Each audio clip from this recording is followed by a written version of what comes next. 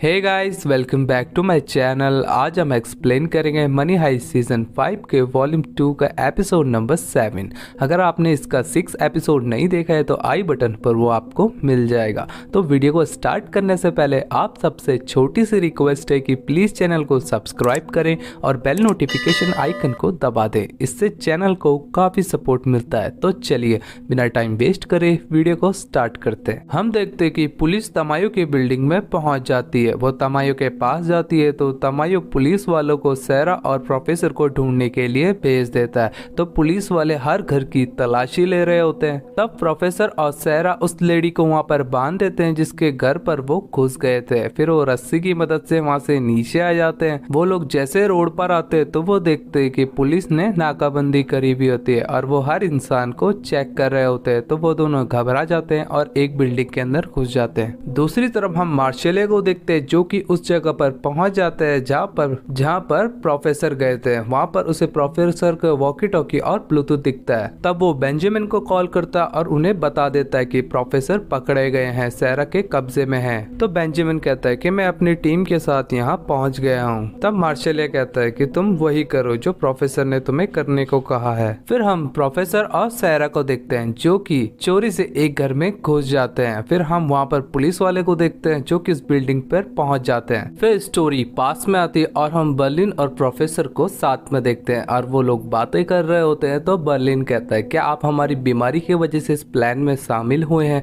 तो प्रोफेसर कहता है कि तुम्हारे इस प्लान में काफी गलतियों की गुंजाइश है। तब बर्लिन प्रोफेसर से कहता है कि हम सोने को छोटे छोटे चावल के दानों में बदल देंगे और उसे एक्सट्रैक्शन पंप के जरिए पाइपलाइन से बाहर निकाल लेंगे। तब प्रोफेसर कहते हैं कि वो पाइपलाइन तो 100 साल पुरानी है, वो एक्सट्रैक्शन पंप का प्रेशर नहीं संभाल पाएंगे, ये बस तुम्हारी एक उम्मीद है। तो बर्लिन कहता है कि उम्मीद पर तो दुनिया कायम है, मार्टिन आपको पूरा प्लान समझा देंगे। फिर हम बेंजामिन को देखते हैं जो कि अपनी टीम के साथ वहाँ पर मौजूद होता है। तब हम लिस्बन को देखते हैं जो बताती है कि प्रोफेसर वहाँ पर नहीं है। तब डेनवर गुस्सा हो जाता है कि प्रोफेसर कहाँ है। तब पलेर्मो उन्हें समझाता है कि यहाँ पर जब भी ऐसी लड़ाई होती है तो बंदूकें बाहर आ जाती है, इसलिए तुम सब लोग शांत रहो। और उन्हें ये भी कहता है कि हम सोने को बाहर निकाल रहे हैं। उसकी आंखों में वही जुनून होता है जो 5 साल पहले उसे आधी रात को नींद से उठाया गया था। फिर स्टोरी पास में आती है जहाँ बर्लिन मार्टिन से कहता है कि मैंने सर्गियो को पूरा प्लान बता दिया है। तो मार्टिन इस बात से काफी खुश होता है और पलेर्मो के लिए बचपने का मतलब यही था जो बर्लिन के लिए था, अपनी जिंदगी के कड़वे सच के साथ जीना। फिर प्रेजेंट टाइम में पलेर्मो बोगोता से कहता है कि पानी में उतरो। फिर हम पास में जाते हैं जहाँ पलेर्मो सर्गियो को पूरा प्लान समझा रहा होता है। फिर हम प्रोफेसर और सैरा को देखते हैं जो कि उस घर में छुपने की जगह ढूंढ रहे होते हैं क्योंकि आर्मी वाले उस बिल्डिंग पर पहुंच गए थे और सबके घर की तलाशी ले रहे होते हैं। वो सबके घर खटखटा रहे होते हैं क्योंकि उन्हें उन दोनों को ढूंढना था। फिर प्रोफेसर एक सोफे के सारे फॉर्म को निकाल कर उसको छुपने की जगह बना लेते हैं और आर्मी वाले उस घर के अंदर घुस जाते हैं। फिर प्रोफेसर और सैरा उस सोफे के अंदर छुप जाते हैं और आर्मी वाले उस घर की तलाशी ले रहे होते हैं। उस घर में उन्हें कोई भी नहीं मिलता। जब वो वापस जा रहे होते कि तभी सैरा की बच्ची रोने लगती है और आर्मी वाले वापस आकर चेक करने लग जाते हैं। तब सैरा अपनी बेटी को चुप कराती है और प्रोफेसर बिल्ली को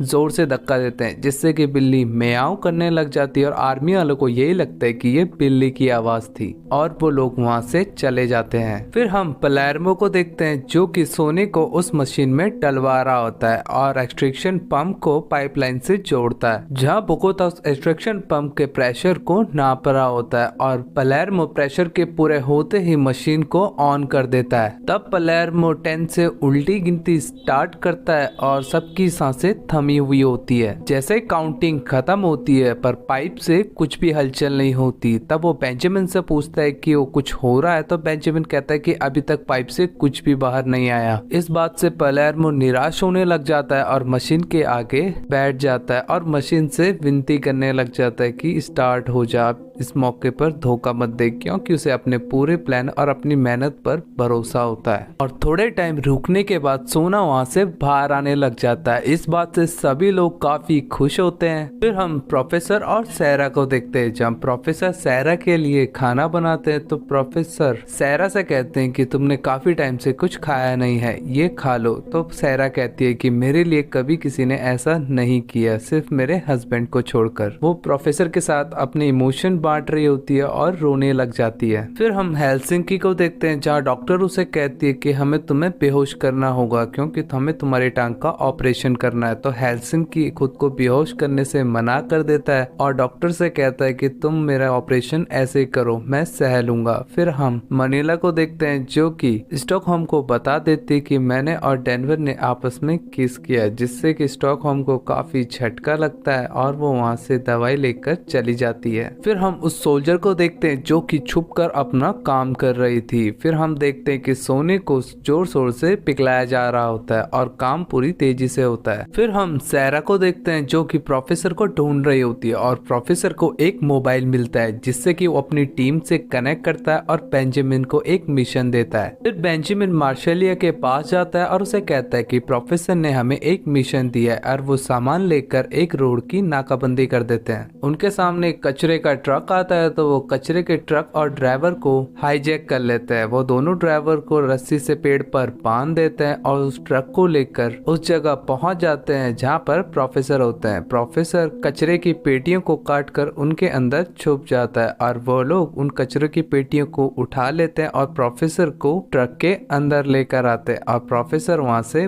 बच जाता है। फिर प्रोफेसर अपने ठिकाने पर वापस आता है। जब प्रोफेसर गेम से बाहर था तो उसे नहीं पता था कि पूरी मशीनें अपना काम कर रही है। वो देखता है कि सोने को पाइप से बाहर निकाला जा रहा है। इस बात से वो काफी खुश होता है। फिर स्टोरी पास में आती है जहाँ प्रोफेसर कहते हैं कि हम अगर पंप से सोने को बाहर निकालेंगे तो इसकी आवाज से पुलिस वालों को पता लग जाए क्या कि हम पाइपलाइन के जरिए सोने को बाहर निकाल रहे हैं। तब पलेर्मो कहता है कि हमारे पास इस सवाल का भी जवाब है। तब बर्लिन कहता है कि यही फर्क है एक समझदार चोर में और हम में, हम काफी होशियार हैं। और यहाँ पर यह एपिसोड एंड होता है। आई होप कि ये वीडियो आपको काफी ज्यादा पसंद आई होगी, तो लाइक शेयर कमेंट करके जरूर बताएं। मैंने इसके और भी एपिसोड एक्सप्लेन किए तो वो चैनल पर जाकर आप देख सकते हैं। और हाँ, चैनल को सब्सक्राइब करे बिना मत जाना।